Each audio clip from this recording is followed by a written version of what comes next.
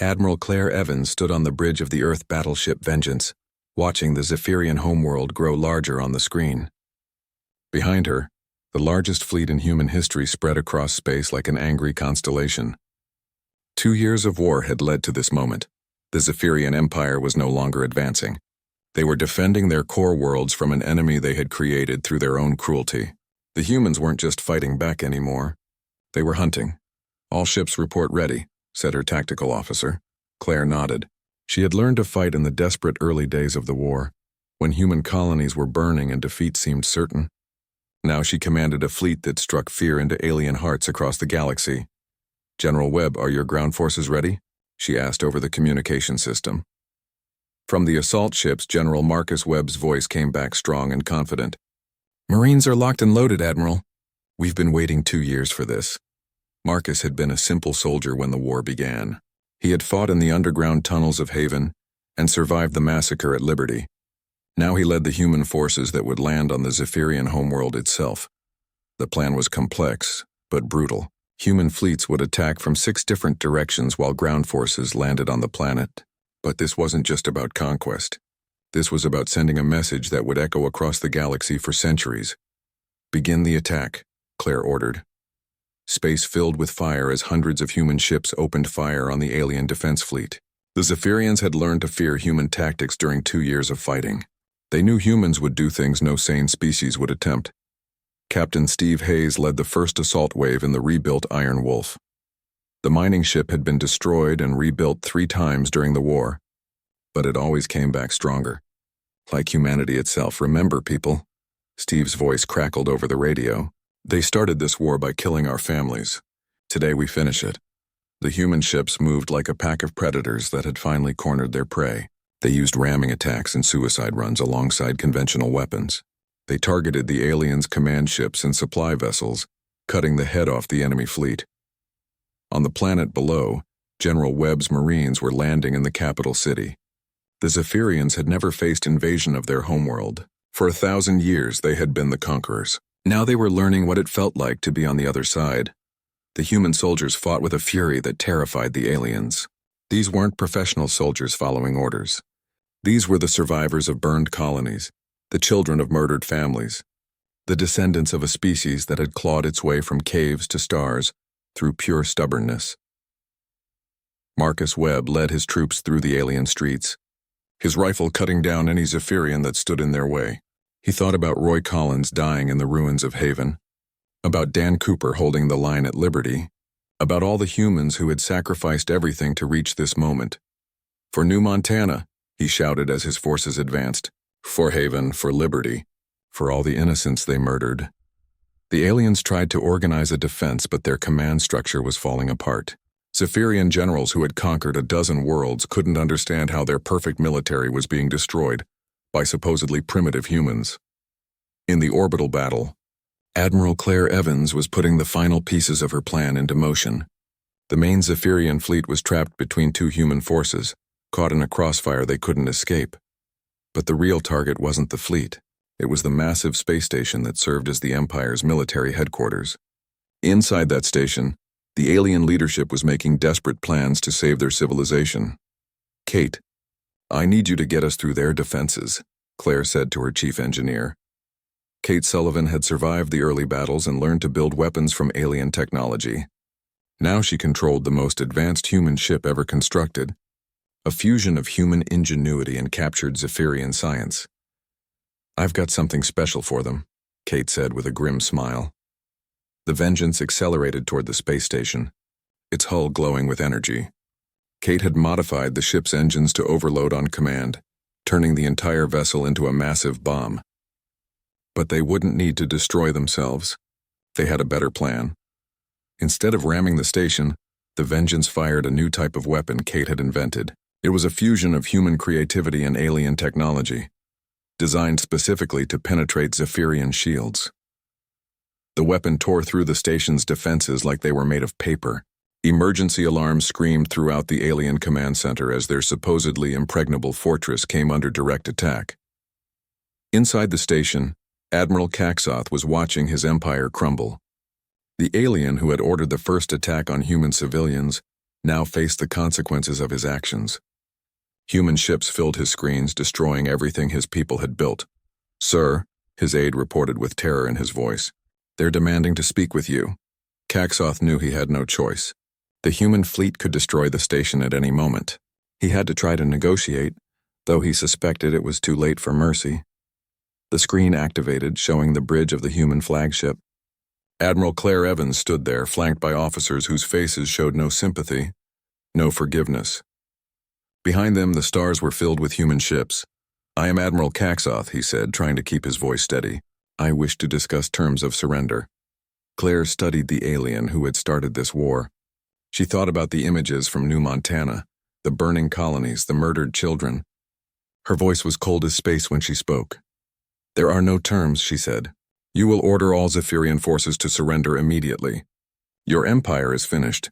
"You cannot destroy an entire civilization," Caxoth protested. "We are willing to make reparations to compensate for our mistakes." "Mistakes?" Claire's voice turned dangerous. "You murdered 50,000 civilians on New Montana. You burned our colonies and enslaved our people. Those weren't mistakes. They were choices. On the planet below, the fighting was reaching its climax. General Webb's forces had fought their way to the Capitol building, where the Zephyrian government was hiding. The aliens had barricaded themselves inside, hoping their reinforcements would arrive in time. But the reinforcements weren't coming. The human fleet had destroyed or scattered every Zephyrian ship in the system. Marcus kicked down the doors of the government building and led his troops inside. The aliens who had once commanded a dozen conquered worlds now cowered behind furniture and decorative plants. In the deepest bunker of the building, Marcus found the Zephyrian leaders. They were old aliens with gray skin and tired eyes, the architects of their empire's expansion across the galaxy. "We surrender," one of them said in broken human language. "Please show mercy." Marcus looked at these aliens who had shown no mercy to human children. He thought about every colony that had burned, every family that had died, every human who had fought and bled to reach this moment. "Mercy is for species that don't murder children," he said. Back in space, the final act was playing out on Admiral Caxoth's command station. The alien who had started the war faced the human who would finish it. Captain Jake Morrison walked onto the bridge of the alien station, flanked by human Marines. He had survived the destruction of Defense Station Alpha through luck and determination. Now he had come to settle the debt. Caxoth looked at the human officer and realized who he was. "You were the one at New Montana. You should have died with your station." Jake smiled, but it wasn't a pleasant expression. "I lived to see this moment. To see you pay for what you did to my people." The two commanders faced each other in the ruins of the Zephyrian Empire. Around them, alien officers surrendered or fled.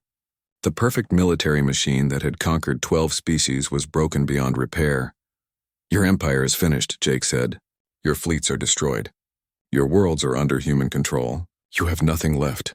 Caxoth's 4 eyes burned with hatred. "You think you've won? Other species will hear about this. They'll unite against you. You've shown the galaxy what humans really are." Jake nodded.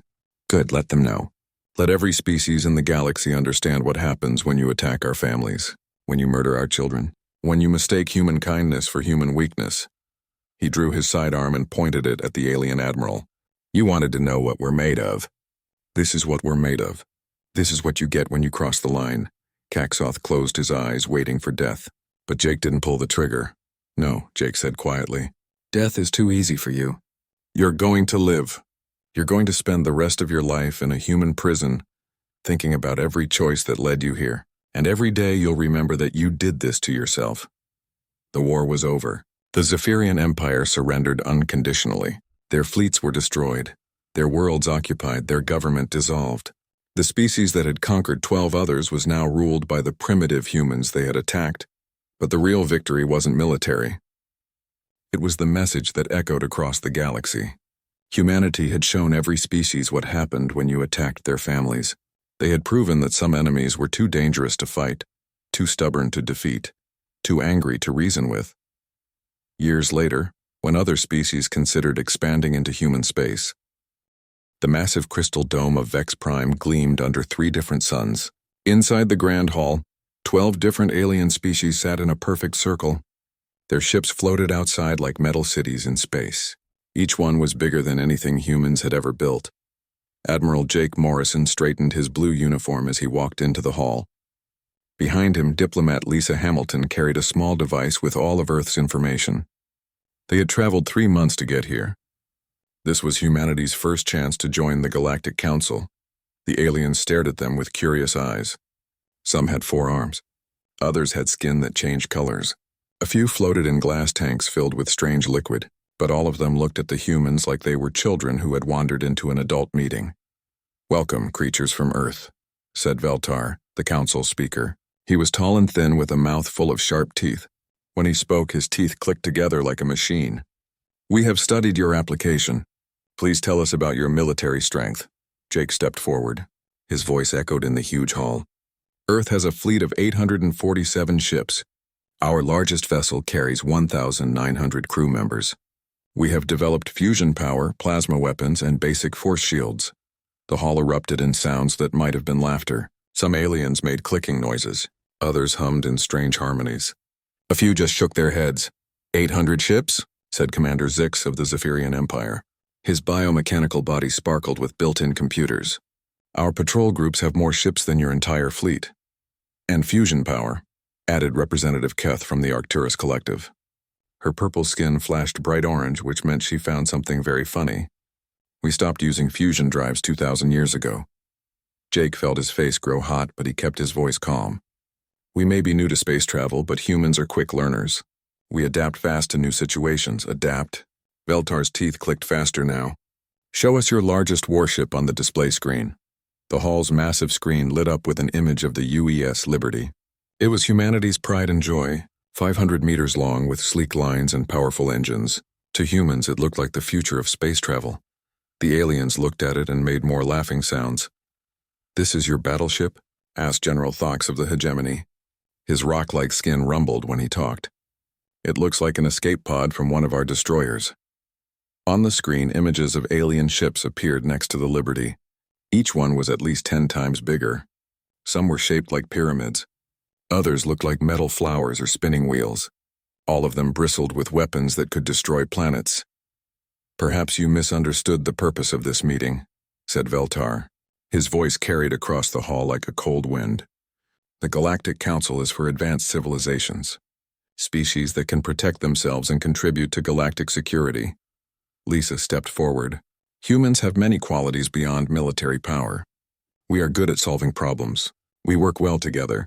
We learn from our mistakes." "Problems?" Zix's mechanical parts whirred with amusement. "The only problem here is that you think you belong with us." On the observation deck of the Liberty, Captain Ryan Bell watched the meeting through a live feed. His hands clenched into fists as he saw the aliens mock his people. Around him, other human officers had the same angry look on their faces.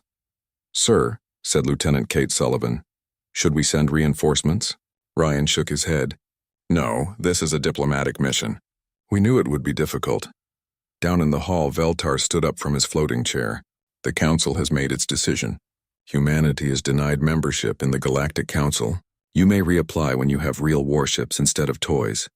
The aliens made more laughing sounds. Some projected holographic images of their massive fleets above the meeting table. Thousands of ships filled the air like metal clouds. Each fleet could conquer entire star systems. "Return to your small world," said General Thox.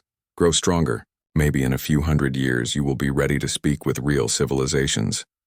Jake felt like someone had punched him in the stomach. 3 months of travel for 30 seconds of humiliation. But he kept his voice steady.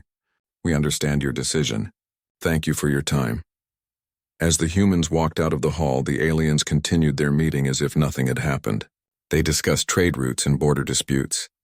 They made plans for new colonies and military exercises. None of them paid any attention to the small human ship as it prepared to leave. On the Liberty's bridge, Ryan gave the order to depart. The ship's engines hummed to life. Earth was a long way from Vex Prime, and the journey home would give them time to think about what had happened. "Admiral," said Communications Officer Tom Brady, "we're receiving messages from Earth. The President wants a full report." Jake nodded. President Kate Sullivan would not be happy with this news. Earth had spent years preparing for this meeting. They had sent their best diplomats and shown their finest technology. All for nothing. Tell the president we'll have a complete report when we return, Jake said. But make sure she knows the truth. They didn't just reject us. They laughed at us. As the Liberty jumped to hyperspace, none of the humans noticed the small probe that detached from their ship. It drifted toward the nearest hegemony patrol vessel, broadcasting a simple message about human capabilities and weaknesses. Behind them, the Galactic Council continued their meeting. They had already forgotten about the strange creatures from Earth. After all, what threat could such a primitive species possibly pose to civilizations that ruled the stars? They would remember that question very soon. And when they did, none of them would be laughing anymore. 3 months after the humiliation at Vex Prime, Commander Grace Torres sat in the command chair of the UES Defiance. Her ship patrolled the edge of human space, watching for trouble. The rejection by the Galactic Council had hurt, but humans were not the type to give up easily. "Commander," called out Ensign Paul Martinez from the communications station. "We're receiving a distress signal from New Austin Colony." Grace felt her stomach drop. New Austin was one of humanity's newest settlements.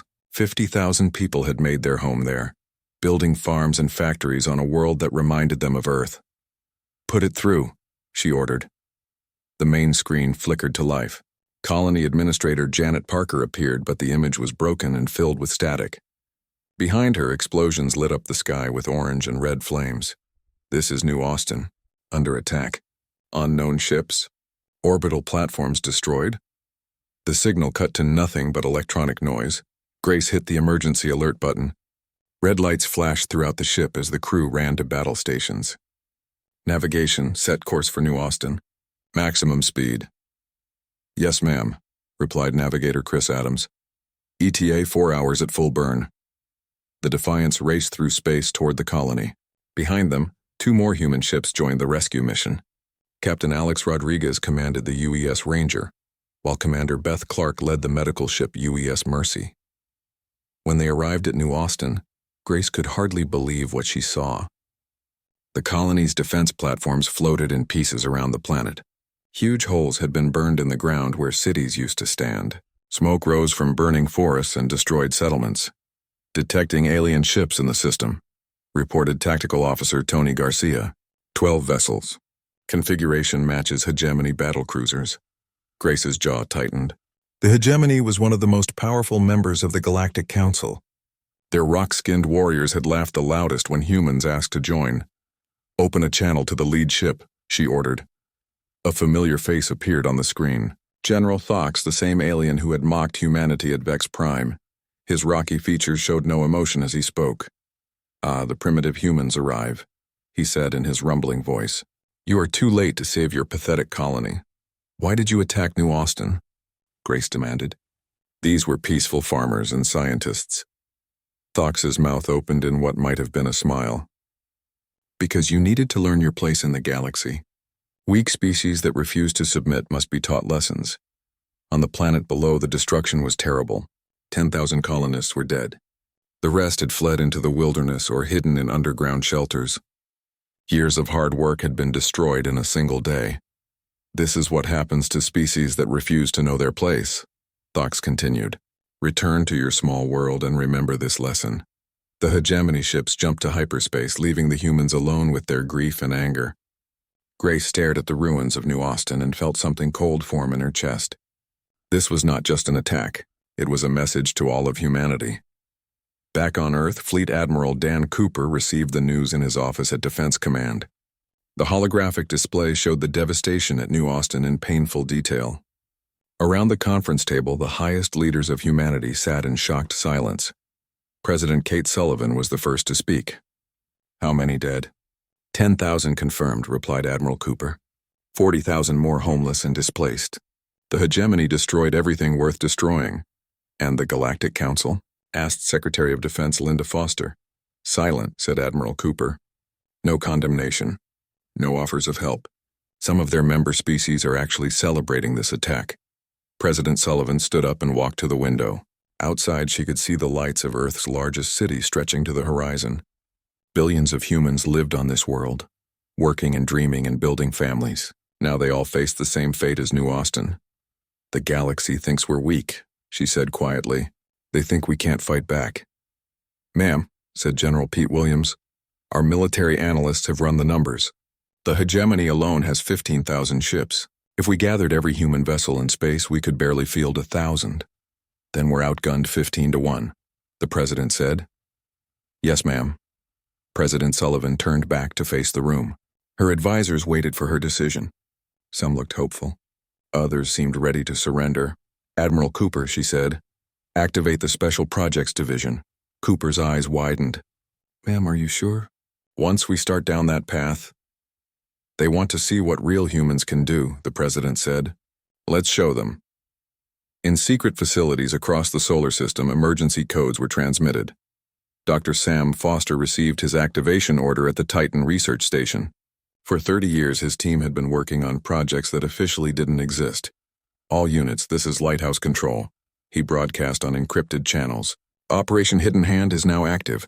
Begin Phase 1 immediately. Across human space, sleeping production lines roared to life. Hidden shipyards revealed their true purpose.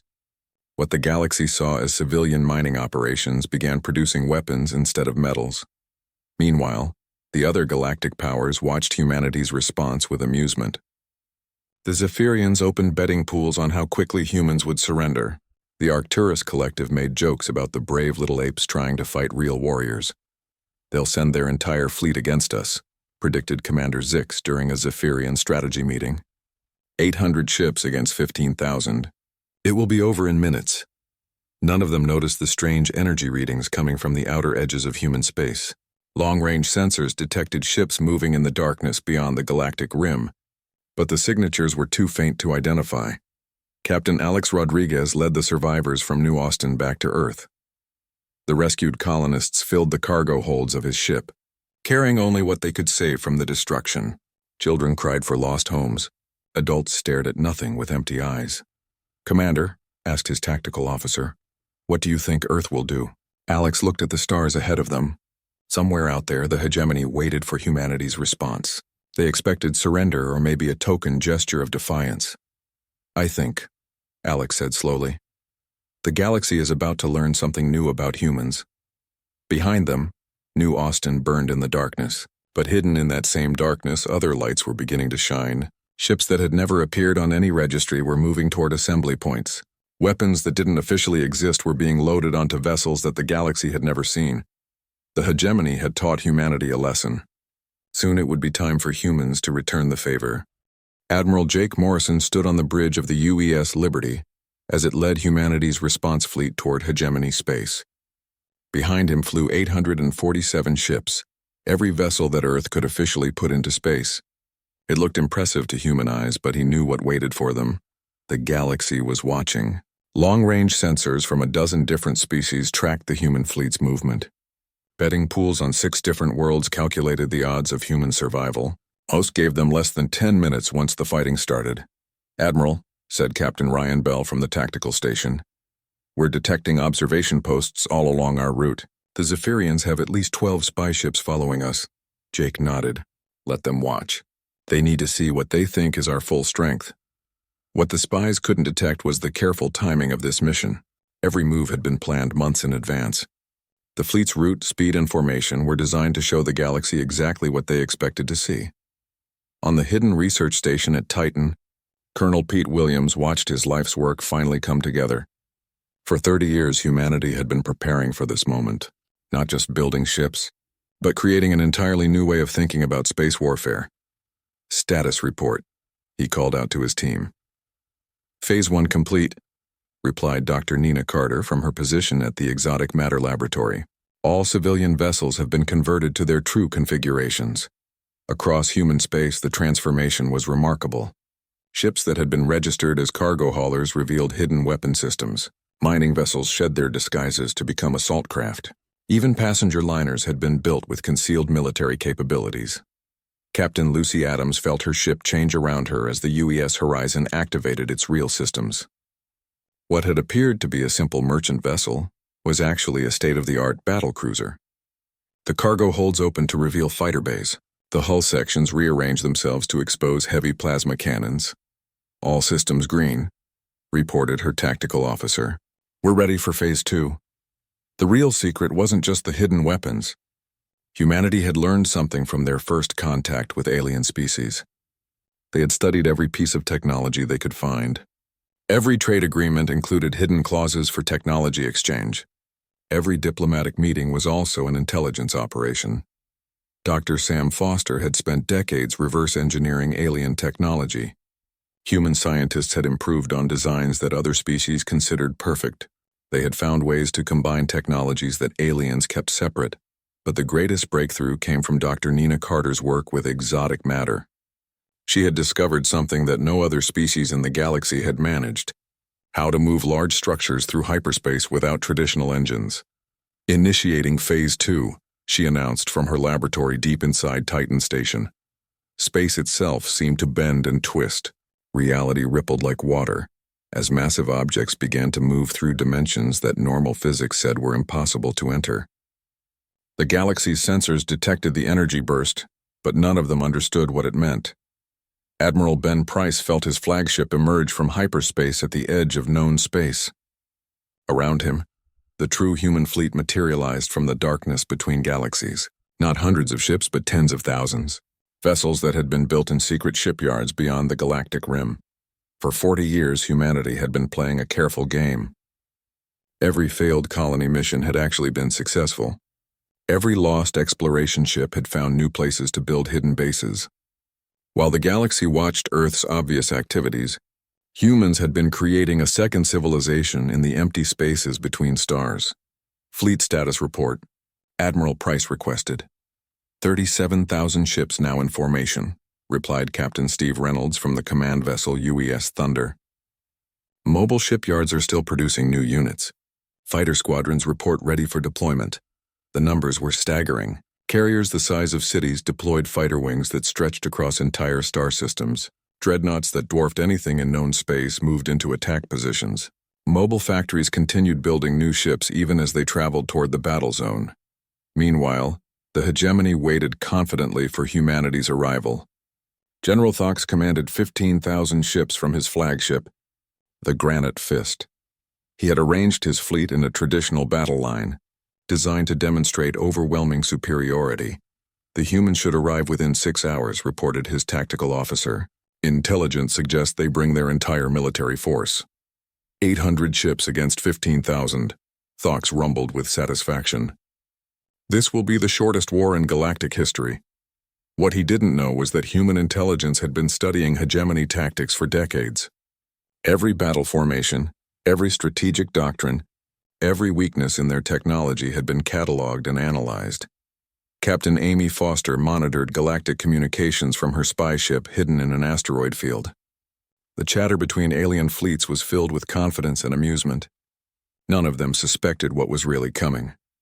The Zephyrians are moving to observe the battle, she reported to Admiral Price. The Arcturus Collective has deployed 3 monitoring fleets. Even the neutral species want to watch humanity get destroyed. Let them watch, Admiral Price replied. They're about to see something new. The revelation began slowly. Long-range sensors started detecting unusual energy signatures from the direction of the galactic rim. The readings didn't match any known technology, so most species dismissed them as sensor errors. Then space began to tear open. Commander Jake Stone watched from the bridge of the UES Thunderbolt as the first wave of the real human fleet emerged from hyperspace. The ships that appeared were unlike anything the galaxy had ever seen. They incorporated the best technology from every known species, improved and combined in ways that their original creators had never imagined. "My God," whispered his navigator. "How many ships are out there?" "All of them," Jake replied. "Every ship we've ever built. Every secret project. Every hidden base." The hegemony's sensors screamed warnings as more and more human vessels appeared. Their tactical computers tried to count the new arrivals, but the numbers kept growing. 1,000 ships became 5,000. 5,000 became 15,000. The count passed 20,000 and kept climbing. Impossible. General Thox stared at his displays in shock. Where did they come from? His intelligence officers scrambled to understand what they were seeing. The human ships used familiar technologies, but arranged in ways that created entirely new capabilities. Weapons systems that should have been incompatible worked together perfectly. Ship designs that violated known engineering principles moved through space with impossible grace. Admiral Morrison received a tight beam message from Admiral Price. Phase 2 complete. Ready for Phase 3 on your signal. Jake looked at the forward display showing the hegemony fleet, 15,000 ships that had seemed impossibly powerful just hours ago. Now they looked small and fragile compared to what humanity had brought to this battle. Send the message to all galactic observers, he ordered. Full disclosure protocol. Across known space, every major government received the same transmission. It showed the true scope of human space, including colonies and shipyards that extended far beyond the galactic rim. It revealed the hidden fleet and explained how humanity had built a nomadic civilization while pretending to be confined to a few worlds around Earth. The message was simple. Humanity had been listening, learning, and preparing. They had turned their apparent weakness into their greatest strength. And they were done being laughed at. The galaxy would never make the mistake of underestimating humanity again. The hegemony fleet hung in space like a collection of metal mountains. 15,000 ships arranged in perfect battle formation, waiting to crush what they believed was humanity's last desperate attack. General Thock stood on the command deck of the Granite Fist, watching his tactical displays with satisfaction. The human fleet approaches, reported his tactical officer. 847 vessels, just as our intelligence predicted. Maintain formation, Thox ordered. Let them see the full power of the hegemony before we destroy them. What he couldn't see was Admiral Morrison's decoy fleet maintaining strict radio silence as it approached. Every human ship broadcasted exactly the energy signatures that alien sensors expected to detect. They looked like the same primitive vessels that had been rejected by the Galactic Council. But 50 light-years away, space itself began to scream. Reality twisted and bent as massive objects forced their way through dimensions that weren't meant to hold them. The exotic matter drives that Dr. Nina Carter had perfected were tearing holes in the fabric of spacetime itself. What emerged from those holes defied everything the galaxy thought they knew about physics. Commander Jake Stone felt the UES Thunderbolt shake as it emerged from hyperspace at the edge of the battle zone.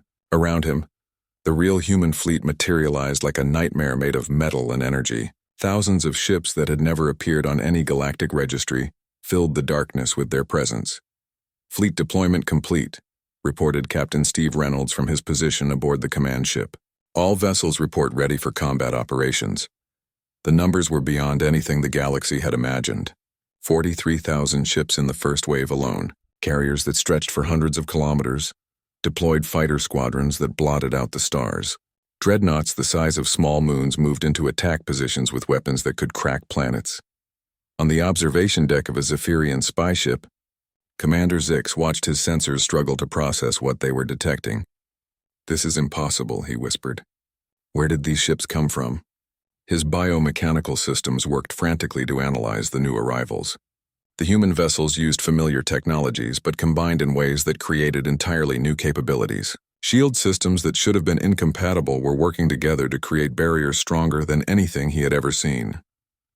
"Commander," called his tactical officer, "some of these ships are larger than our space stations."